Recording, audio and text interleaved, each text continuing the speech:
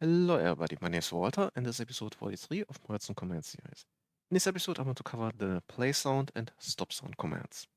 Now the functionality of those two commands should be pretty obvious. The playsound command is used to trigger a specified sound and the stopsound is used to immediately stop a currently running specified sound. This can be quite useful if, for example, you want to give your adventure map a bit of an ambience, or maybe you have a haunted house and you want to trigger a shriek right behind a player, just to startle them a bit. Or you want to suppress certain types of sound in a certain area. That's where those two commands might be quite useful. With that said, let's get to the commands, and here I'm going to start with the playsound command, which as usual starts with the name of the command. Then we need to specify which sound we want to play. And there are a lot of options you can choose from. And the simplest way to get a bit of an overview is just going with the autocomplete function. So if we use the play sound, and already we have a lot of things to choose from, and they fall into different categories. So we have ambient, which are the background noises. Then we have block. We have also correspondingly item sounds. We have entity sounds. So the noises of various entities, if they die, if they get hit, if a creeper gets primed, and so on. We also have UI noises, which are different interactions with certain blocks. We have weather noises, and I likely forgot something. So as you can see, there are a lot of different options you can choose from. Once you've decided what sound you want to play, you will have to specify which source it comes from. And those sources are essentially in the options menu these volume levels here. So you can see music, weather, blocks, players, voice, and so on. And those are the things you can also find as possible sources. This is just so that the game knows, okay, which volume level is to be applied to that noise. And then finally, we have to specify which player can actually hear that sound or which players can hear the sound.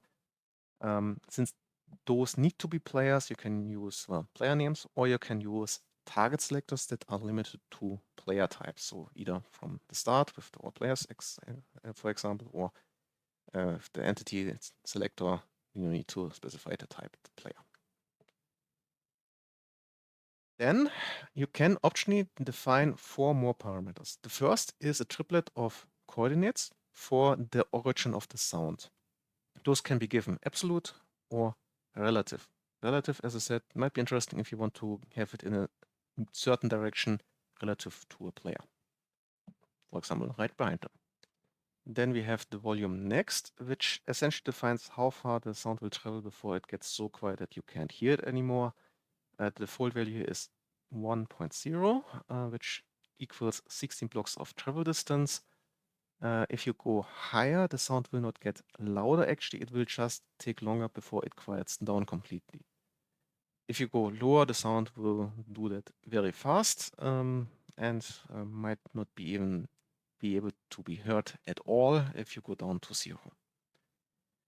Then we have the pitch, which is a number between 0.5 and 2, effectively, and is essentially just a multiplier to the pitch.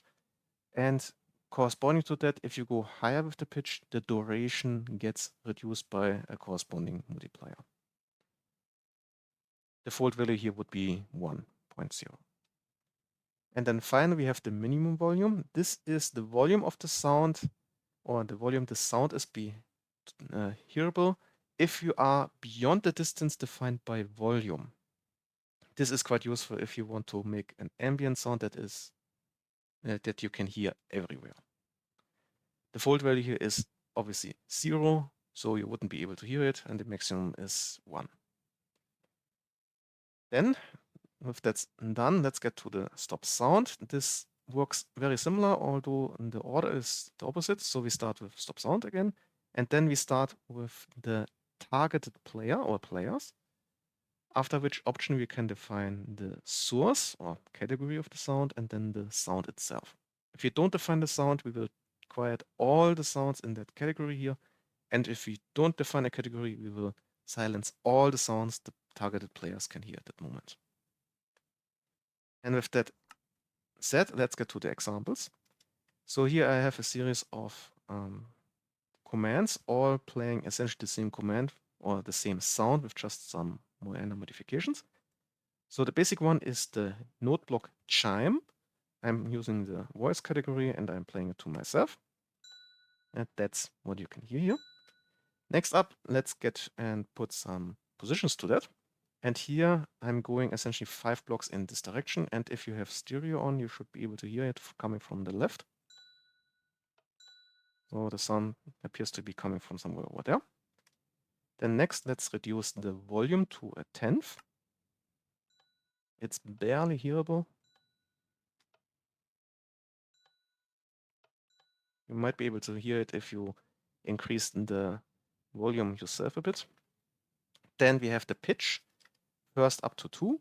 So for comparison, this is the normal one. This is pitch times 2. And at the back here, I have pitch times 0.5. You can hear the normal one is in the middle of those two.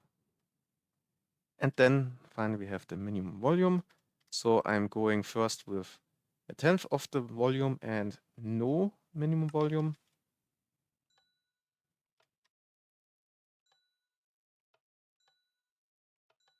And it's pretty much not hearable. But if I go to 1 of the minimum volume, I can barely hear something. So it's quite useful for ambience, but for other noises, it might not be that useful actually. Anyway, let's get to the stop sound command. And what I have here is very simple, just basically sound suppression system, you could say. Repeating command block with stop sound for the nearest player, and it stops all sounds.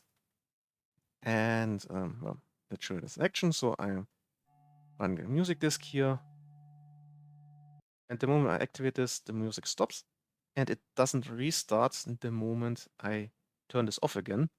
So be aware that this is completely stopping the sound, and the stopped sound is not getting restarted or reinstated when you stop with the suppression. That's one thing to be aware of. Another thing to be aware of is that the sound is not actually stopped immediately.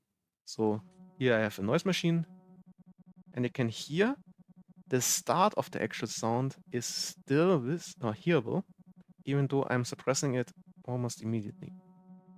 I'm not getting the full sound, but I'm still getting part of the sound. So that's one thing to be aware of. Especially if you have noise machines you want to silence, this only works, well, partially with that. And with that covered, we have already reached the end of this little episode here about the play and stop sound commands. I hope you enjoyed it, and well, see ya.